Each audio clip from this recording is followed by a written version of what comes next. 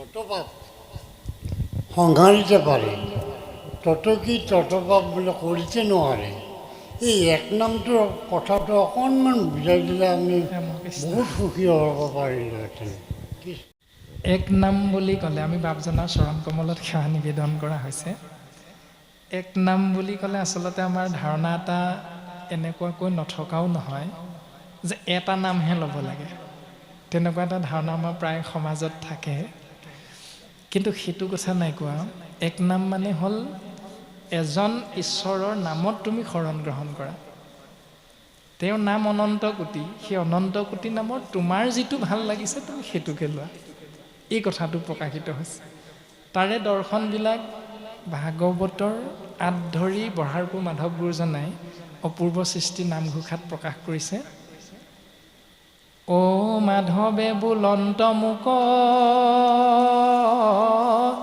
কৃষ্ণ কৃষ্ণ কৃষ্ণ বুলি, যে মাধৱে প্ৰকাশ কৰিছে, মাধৱ মানে কৃষ্ণ তত্ত্বই কৈছে যে মোক যিজনে কৃষ্ণ কৃষ্ণ কৃষ্ণ বুলি সদায় সোমৰে যিটোজন, সদায় মোৰ কৃষ্ণ কৃষ্ণ নামটো যিজনে আশ্ৰয় কৰি থাকে, তেওঁৰ কি লাভ হয়?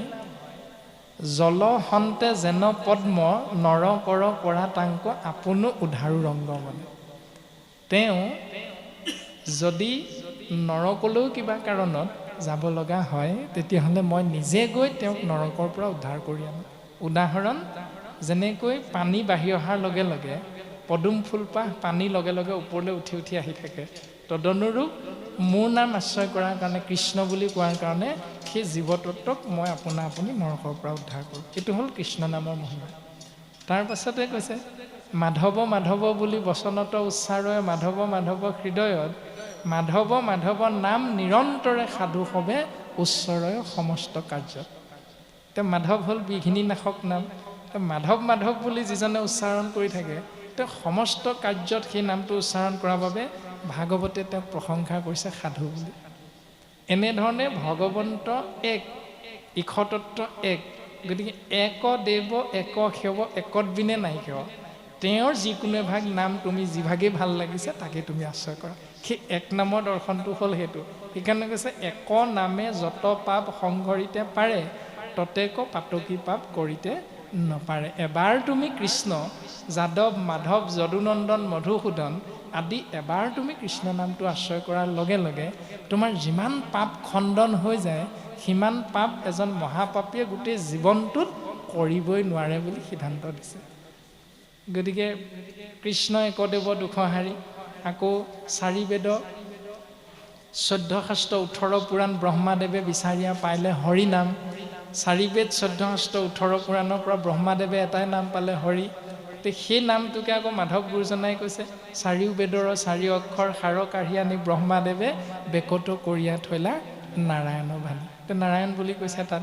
এতিয়া ভগৱন্ত এজন, তেওঁৰ নাম অনন্ত কোটি নামৰ এক নাম তুমি আশ্ৰয় কৰা। এইটোহে আমি বুজি পোৱা যায় এনেধৰণে।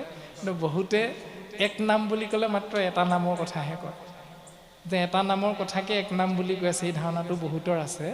গতিকে আমি সেইসকলৰ প্ৰতিও সেৱা নিবেদন কৰা হৈছে যে ঈশতত্ত্ব এক, তেওঁৰ অনন্ত কোটি নামৰ যিকোনো এভাগ তুমি যিটো ভাল লাগে সেইটোকে তুমি অভ্যাস কৰা, তাৰ দ্বাৰা তুমি সংসাৰৰ পৰা পৰম গতি লাভ কৰিব পাৰিবা। কৃষ্ণ শুদ্ধভাৱে লৈলে যিটো কৃষ্ণত শৰণ। এতিয়া শৰণ শব্দৰ অৰ্থ হ'ল আশ্ৰয়, একত আশ্ৰয় লোৱা। আকৌ শৰণ শব্দৰ তাত্ত্বিক অৰ্থটো হ'ল তালব্য স মানে আমাৰ শৰীৰ, ৰ মানে মন বা বেগ, আৰু মূৰ্ধন্য ন মানে হ'ল চৈতন্য।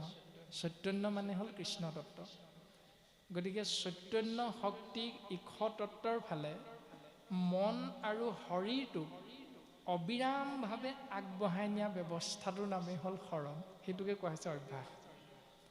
মনেও ভাবি থকা কৃষ্ণ কথা ভাবি ভাবি কাম কৰি থকা, ভকত এজন দেখাৰ লগে লগে হাত দুখন আপুনি কৃষ্ণ বাপ বুলি আগবঢ়াই দিয়া, সেই ভাৱনাটো তাৰমানে অভ্যাসটো কৰি থকা ব্যৱস্থাটোৰ নামেই হ'ল শৰণ। আৰু এনেধৰণে যিজনে শুদ্ধ ৰূপত কায় বাক্য মনে চিত্তে শৰণাপন্ন হ'ব এক ঈশৰ তত্ত্বৰ চৰণত, আৰু সেইজন মহাজনেই ভাগৱতৰ সমস্ত তত্ত্ব ঈশ্বৰৰ কৃপাত অনায়াসে লাভ কৰিব পাৰে। গতিকে আমাক উপদেশ দিছে জানিয়া কৃষ্ণত কৰা একান্ত ভকতি কলিযুগে কৃষ্ণ নাম কীৰ্তনে হে গতি বিশ্বামিত্ৰ পৰাশৰ আদি মুনি গণ জলবায়ু পত্ৰ মাত্ৰ কৰন্ত ভোজন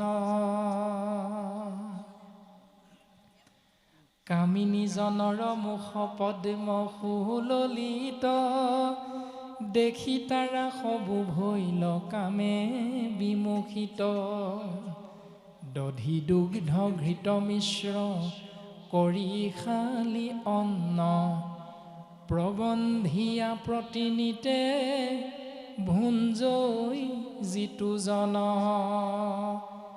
সিউজনে পাৰে যদি ইন্দ্ৰিয় জিনিত বিন্ধ্যগিৰি পাৰে তেবে সাগৰ তৰিত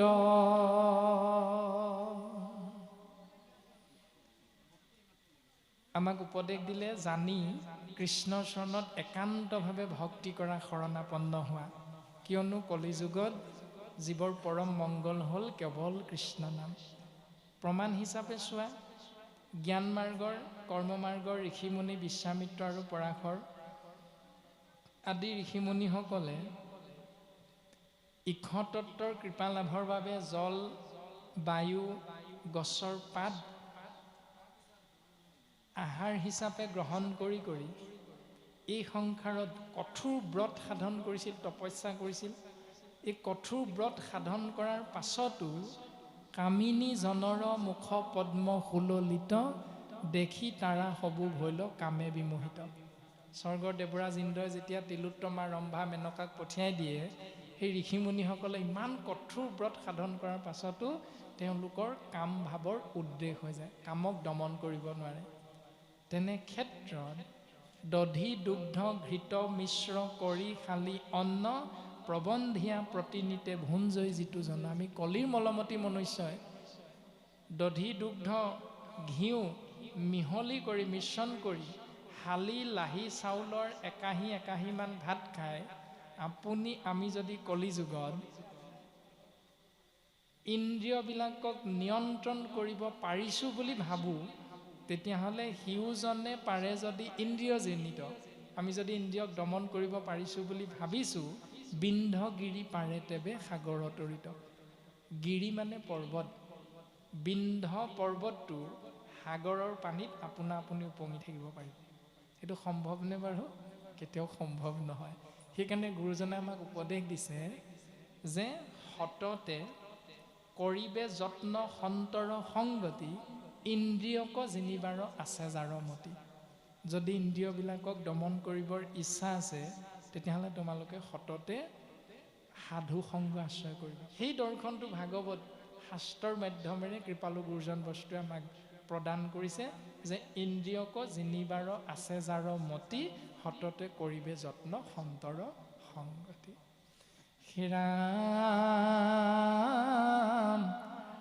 শ্ৰৱণ কীৰ্তন মাত্ৰ কৰিবে কৃষ্ণৰ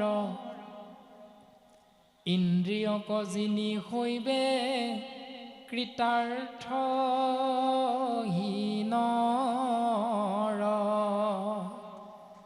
হেন জানি যতনে তেজিওৱান কাম শংকৰে ৰচিলা ডাকি বোলাৰাম